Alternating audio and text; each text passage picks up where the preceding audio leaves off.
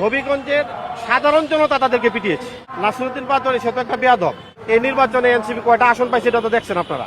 আগামী 20 বছরের ভিতরে যে এনসিপি ক্ষমতা আসবে এই স্বপ্ন যদি দেখে তো দুয়াশার স্বপ্ন হবে। হবিগঞ্জে এনসিপি নেতারা যখন হেনস্থ হয়েছে এর 20 মিনিট আগে একটা ভিডিও আপনারাই প্রকাশ করেছেন। ওইখানে এনসিপি নেতৃবৃন্দের যে কি বক্তব্য দিয়েছে উস্কানিমূলক, এই বক্তব্যের জন্য আমরা যদি ইচ্ছা করি নাসিরউদ্দিন পাটোয়ারি ও এনসিপি নেতৃবৃন্দকে প্রতিহত করতে, আমাদের জাতীয়তাবাদী নবীন দল এই যথেষ্ট এদেরকে প্রতিহত করতে।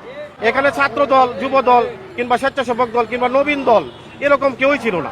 না জার্সি তো ছাত্র দল লেখা দেখছেন, একটা জার্সি থাকতেই পারে, যারা সমর্থন করে বিএনপিকে সমর্থন করে, ছাত্র দলকে সমর্থন করে, এরকম একটা জার্সি থাকতেই পারে। নাসিরউদ্দিন পাটোয়ারি আমি আগেই তো বললাম সে একটা বেয়াদব। তারা ছাড়া যদি এনসিপি সারা বাংলাদেশে প্রোগ্রাম করে আমরা সহযোগিতা করবো, কিন্তু নাসিরউদ্দিন পাটোয়ারিকে ছাড়া প্রোগ্রাম করতে হবে। নাসিরউদ্দিন পাটোয়ারি সে শুধু তারেক রহমান না, তারেক রহমানকে নিয়ে কথা বলছে, মির্জা আব্বাসকে নিয়ে কথা বলছেন, সালাউদ্দিন আহমেদকে নিয়ে কথা বলছেন, লুৎফুজ্জামান বাবরকে নিয়ে কথা বলছেন।